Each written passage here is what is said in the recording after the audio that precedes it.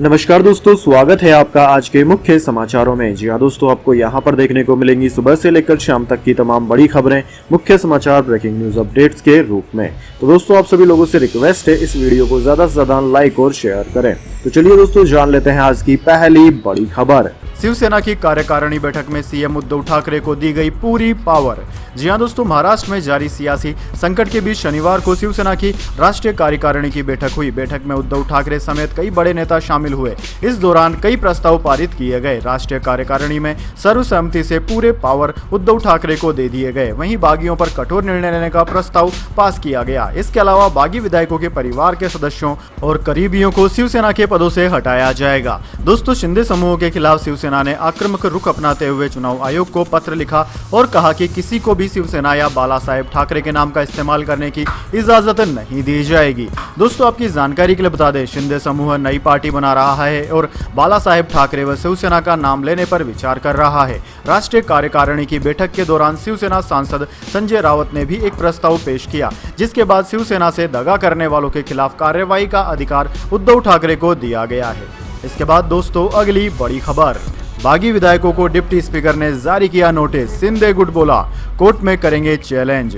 जी हां दोस्तों, महाराष्ट्र में सियासी उलटफेर का खेल जारी है। शुक्रवार को शिवसेना ने बागी विधायकों को निलंबित करने की मांग डिप्टी स्पीकर से की थी। अब शिवसेना के बागी विधायकों को डिप्टी स्पीकर की तरफ से नोटिस जारी कर दिया गया है। इस नोटिस के मुताबिक बागियों से 27 जून तक जवाब दाखिल करने को कहा गया है। वहीं दोस्तों, शिवसेना की तरफ से कहा गया था कि उन्होंने कुल 16 बागी विधायकों को निलंबित करने का अनुरोध डिप्टी स्पीकर से किया था। दोस्तों, डिप्टी स्पीकर के नोटिस के बाद बागी विधायक दीपक केसरकर ने शिंदे गुट की तरफ से कहा कि हम शिवसेना से बाहर नहीं निकले हैं, हम शिवसेना में ही हैं। उन्होंने कहा कि हमें किसी की तरफ ये नहीं कहा गया कि ये करो, हमने ये अपने मन से किया है। दीपक केसरकर बोले कि हमारे पास 2/3 बहुमत है, हमें दल बदल कानून से डराने की कोशिश नहीं करें। इसके बाद दोस्तों, अगली बड़ी खबर। चुनाव आयोग जा पहुंची महाराष्ट्र की सियासी लड़ाई। बाला साहब और शिवसेना के नाम को लेकर विवाद। जी हां दोस्तों, महाराष्ट्र में जारी सियासी संग्राम और गहरा गया है। अब लड़ाई कानूनी दांवपेच में उलझ गई है। मुख्यमंत्री उद्धव ठाकरे, महाविकास आघाड़ी सरकार और पार्टी शिवसेना को बचाने की कोशिशों में जुटे हैं। इस बीच डिप्टी स्पीकर नरहरि झिरवलहा ने अविश्वास प्रस्ताव खारिज कर दिया। इससे बागी गुट को झटका लगा है। एकनाथ शिंदे गुट अब इसके खिलाफ सुप्रीम कोर्ट का रुख करेंगे। इस बीच महाराष्ट्र की सियासी लड़ाई अब चुनाव आयोग जा पहुंची है। टीम ठाकरे ने आयोग में आपत्ति दर्ज कराते हुए कहा कि शिंदे गुट बाला साहेब और शिवसेना का नाम इस्तेमाल नहीं कर सकता। उधर शिवसैनिक सड़कों पर उतर आए हैं। इसे देखते हुए मुंबई में धारा 144 लगा दी गई है।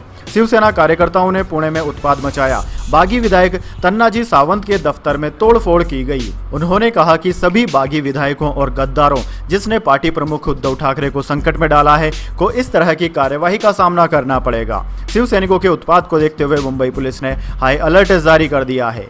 इसके बाद दोस्तों, अगली बड़ी खबर। राष्ट्रपति उम्मीदवार द्रौपदी मुर्मू को समर्थन देगी बीएसपी चीफ मायावती। कहा, विपक्ष ने सलाह मशवरा नहीं किया। जी हां दोस्तों, बसपा प्रमुख मायावती ने राष्ट्रपति चुनाव में एनडीए की राष्ट्रपति उम्मीदवार द्रौपदी मुर्मू को समर्थन देने का ऐलान कर दिया है। एनडीए का साथ देने का ऐलान करते हुए शनिवार को मायावती ने कहा कि वो द्रौपदी मुर्मू का समर्थन इसलिए कर रही है क्योंकि वो आदिवासी समुदाय से आती है। इसके साथ साथ मायावती ने विपक्ष पर भी हमला बोला। उन्होंने कहा कि राष्ट्रपति उम्मीदवार को लेकर विपक्ष ने बसपा से सलाह नहीं ली है। मायावती ने कहा कि बंगाल की मुख्यमंत्री ममता बनर्जी व पूर्व केंद्रीय मंत्री शरद पवार ने बसपा को राष्ट्रपति उम्मीदवार तय करने के लिए आयोजित बैठक में नहीं बुलाया। उन्होंने कहा कि बसपा एकमात्र राष्ट्रीय पार्टी है जिसका नेतृत्व दलितों के साथ है। हम ऐसी पार्टी नहीं है जो बीजेपी या कांग्रेस को फॉलो करती है या जो उद्योगपतियों से जुड़ी है। हम उत्पीड़ितों के पक्ष में निर्णय लेते हैं। ऐसे में अगर कोई पार्टी ऐसी जाति या लोगों के वर्ग के पक्ष में निर्णय लेती है तो हम उस परिणाम की परवाह किए बिना इन दलों का समर्थन करते हैं। इसके बाद दोस्तों, अगली बड़ी खबर। आरोपों के बीच बोले मुख्यमंत्री हेमंत बिस्वा। शिवसेना के बगावत के चलते हाईलाइट हुई असम की बाढ़। जी हां दोस्तों, असम में आई बाढ़ पर ध्यान देने के बजाय गुवाहाटी के एक होटल में डटे शिवसेना के सैनिकों के बागी विधायकों की मेजबानी करने के आरोप में घिरे मुख्यमंत्री हेमंत बिस्वा शर्मा ने शनिवार को अपनी चुप्पी तोड़ी। उन्होंने कहा कि उन्हें खुशी है कि शिवसेना में जारी संघर्ष के कारण पूर्वोत्तर राज्य में आई बाढ़ की स्थिति को हाईलाइट किया गया। शर्मा, जिन्होंने बार बार इनकार किया है कि वे उद्धव ठाकरे सरकार को गिराने की धमकी देने वाले शिंदे गुट की सहायता नहीं कर रहे हैं, ने मीडिया से कहा कि हमारे पास गुवाहाटी में 200 होटल हैं और सभी में मेहमान है। क्या हम बाढ़ की स्थिति बताते हुए मेहमानों को हटा देंगे? उन्होंने कहा कि महाराष्ट्र में बीजेपी समर्थन कर रही है, मैं इसमें शामिल नहीं होऊंगा। गौरतलब है कि मुख्यमंत्री के दावों के बावजूद असम के मंत्रियों और बीजेपी नेताओं को गुवाहाटी के उक्त होटल में देखा गया, जहां शिवसेना के बागी नेता ठहरे हुए हैं। इससे ये स्पष्ट है कि असम भाजपा उन्हें मदद कर रही है। इसके बाद दोस्तों अगली बड़ी खबर, अमरनाथ यात्रा के लंगरों में सेहत का भी रखा जाएगा ख्याल। अब सिर्फ पौष्टिक खाना मिलेगा। चिप्स, समोसा, कोल्ड ड्रिंक समेत फ्राइड और जंक फूड पर लग गया है बैन।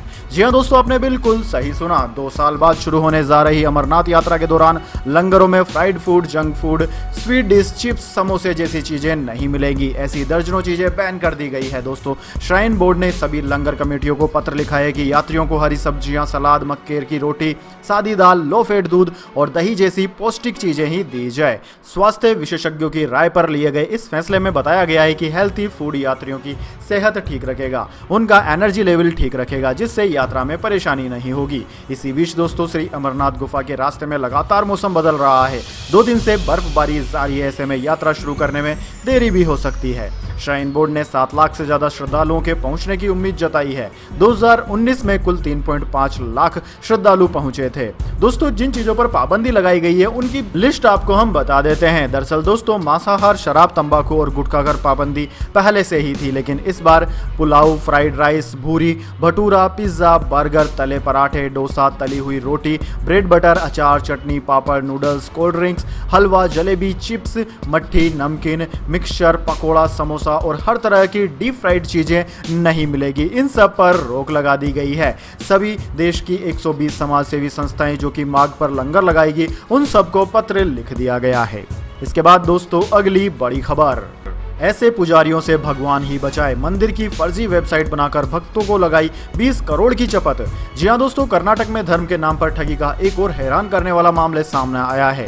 कलबुर्गी जिले में पुजारियों के एक समूह ने कथित तौर पर देवलगानापुर मंदिर के नाम पर फर्जी वेबसाइट बनाई और भक्तों से दान में करोड़ों रुपए की ठगी की। खुलासा होने के बाद पुलिस ने मामला दर्ज कर लिया, लेकिन आरोपियों का पता नहीं चल पाया है। दोस्तों, उत्तरी कर्नाटक के अफजलपुर तालुक में गंगापुर नदी पर स्थित इस मंदिर पर न केवल कर्नाटक से बल्कि पड़ोसी राज्य महाराष्ट्र और तेलंगाना से भी भक्त पहुंचते हैं।